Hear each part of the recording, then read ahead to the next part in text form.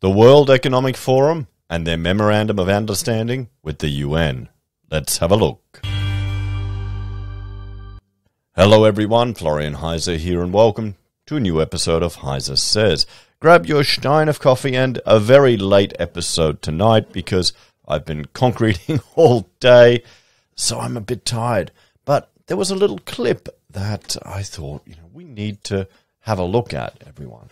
And let's, we'll jump here. We'll jump over here to this video, and I want to just play this. I missed this, to be honest. I didn't see this when it occurred. This afternoon, the Secretary General and Klaus Schwab, the founder of the World Economic Forum, will witness the signing of a memorandum of understanding on a strategic partnership between the UN and the World Economic Forum, which outlines areas of cooperation to deepen engagement between the two institutions and to jointly accelerate the implementation of the 2030 Agenda. This afternoon... Now, this occurred in 2019. Everyone, what is the 2030 Agenda? Now, let's have a look at it here. Now, there's some, aspirational goals, shall we say, or targets. No poverty, zero hunger, good health and well-being, quality education, gender equality, clean water and sanitation. These all, they all sound quite good. What could be wrong with any of these things? Now, here's the thing. Let's have a read through what their take of it is, and then we'll have a bit of a talk. So, transforming our world, the 2030 Agenda for Sustainable Development. The 2030 Agenda for Sustainable Development was adopted at the United Nations Summit in New York from the 25th to the 27th of September 2015. The agenda is a broad and universal policy agenda with 17 Sustainable Development Goals, SDGs, and 169 associated targets, which are integrated and indivisible. Building on the Millennium Development Goals, the 2030 Agenda seeks to guide member states to transform their approach to achieve inclusive, people-centered, and sustainable development with no one left behind. With no one left behind. We recognize that eradicating poverty in all its forms and dimensions, including extreme poverty, is the greatest global challenge and an indispensable requirement for sustainable development. Now, okay, that's the first thing they've highlighted here. No poverty. Now, how would you eradicate poverty? How can that even be an aspirational goal here for the United Nations when people can't even agree on it themselves? You've got idiots there that think if you simply force businesses to pay more or give out print money like nincompoops and give it out to everyone, you'll eradicate poverty.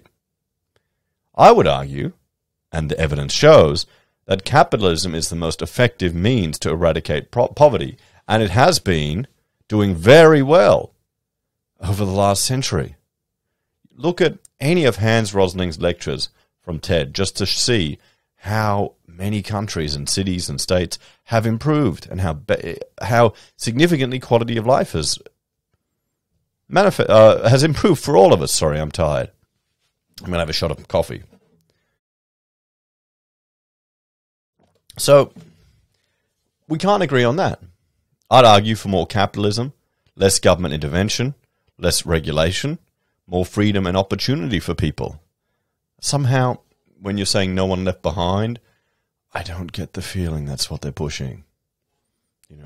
All countries and all stakeholders acting in collaborative partnership will implement this plan. We resolve to free the human race from the tyranny of poverty and want to heal and secure our planet. Where have we heard rhetoric like this? This feels very ideologically motivated, doesn't it? How many times have people... if you want to free people from the tyranny of poverty, you need to give them opportunities. And the biggest one, corruption is the biggest issue around the world that needs to be dealt with. We are determined to take the bold and transformative steps which are urgently needed to shift the world onto a sustainable and resilient path. As we embark on this collective journey, we pledge that no one will be left behind. The 17 Sustainable Development Goals and 169 targets, which we are announcing today, demonstrate the scale and ambition of this new universal agenda. there's one issue I have. I mean, all of these things, they sound reasonable. But fundamentally, the issue I have with any of this is that it feels very top-down. Like it is. It's the UN dictating to members. These are the goals. This is what we've all agreed upon. You have to do this. Well, I mean, one thing here, quality education. We can't even agree on that in Australia. How are they going to assess that? What one country considers a quality education is going to be completely different to another. What one family thinks is a quality education is going to be completely different to another. The school that we went to, the education we received is completely different now to what our kids are getting. I had a neighbour, her son, grade 1, had weekend homework.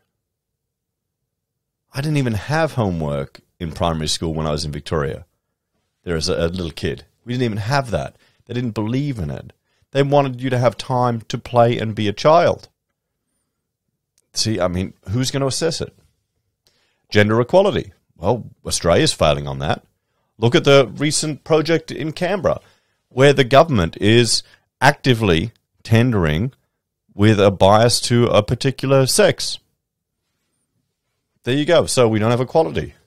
We've got discrimination against men in that tender right there. Blatant. By the government. Clean water and sanitation. I mean, I can't argue with that. But here's the thing. You've got all the sustainable overarching argument here. But none of the greenies, there's no dams have been built in Australia in a long time. Most of them have been built by mining companies. They've extended a few dams. Our potable water capacity has not kept up with our population growth. Who do you think would protest new infrastructure built for clean water? Affordable and clean energy. Yeah, that's great. I agree. But Victoria is looking at having a gas shortage. People are going to die because of the ideologically driven environmental movement that's pushing all this sustainable and renewable power generation, which is, frankly, just not up to the task. You've got wind turbines that are none of it actually produces at the capacity that it can.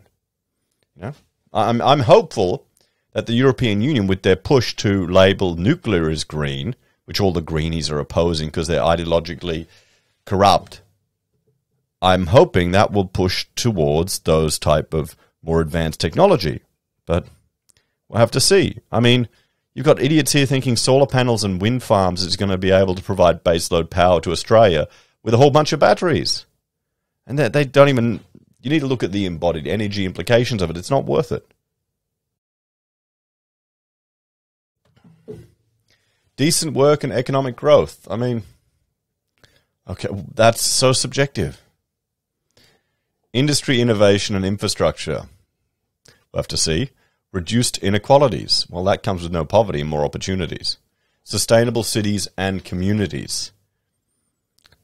We'll do a video event, not tonight, but I'll plan to go through each one of these in detail so we can actually look at what they mean by sustainable cities and communities. Because this can... when I did, back at university, in our final year, we had to do develop an ethical framework for our final project. And I actually developed an ethical compass because my argument was you can't just blatantly say a project is good or bad. Everyone, what they did, they just put bloody green shit on buildings and had sky farms in the city. That was their environment, their ethical project. We were greenwashed in architecture more than you can imagine.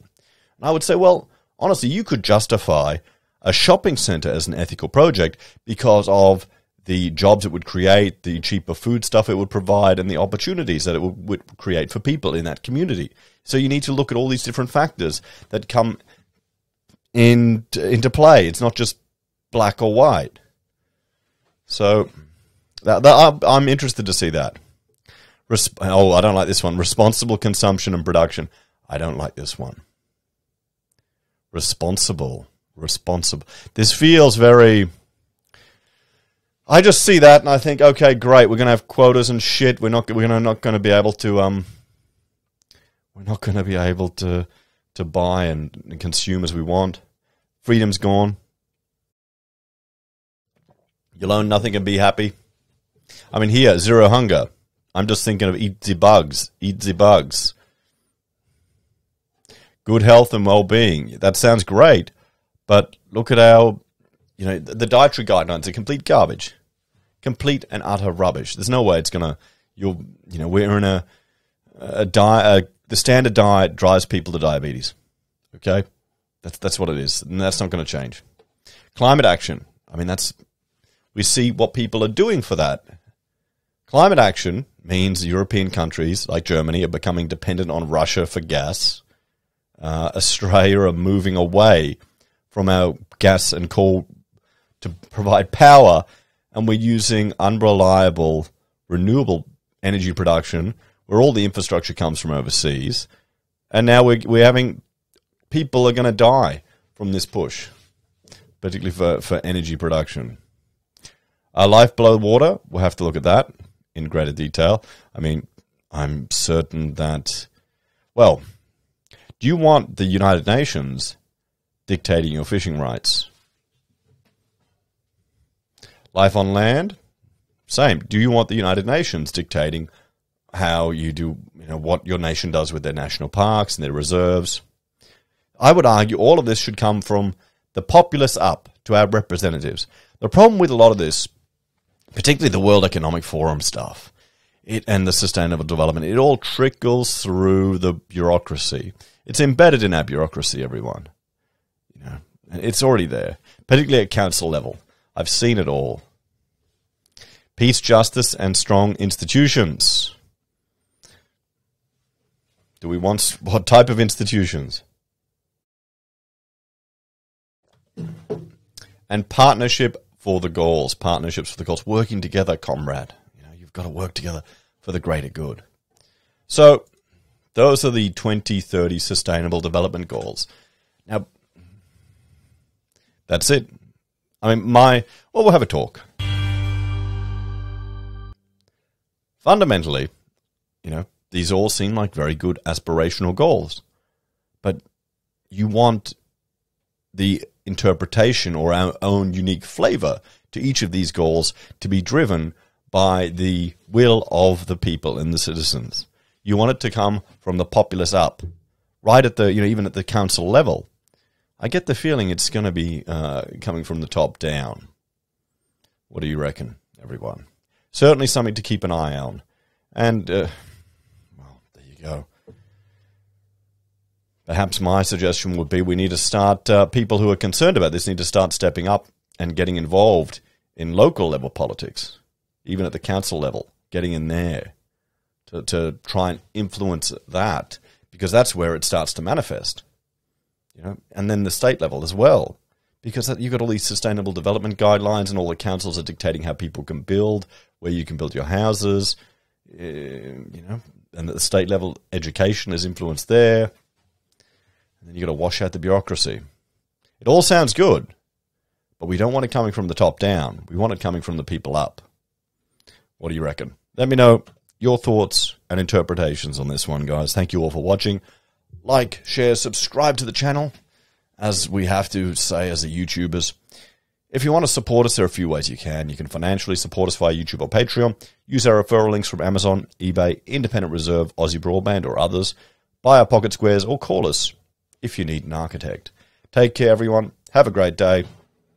And hopefully the rain won't ruin all the hard work I've done on my concrete pads. Oh, well, that's life.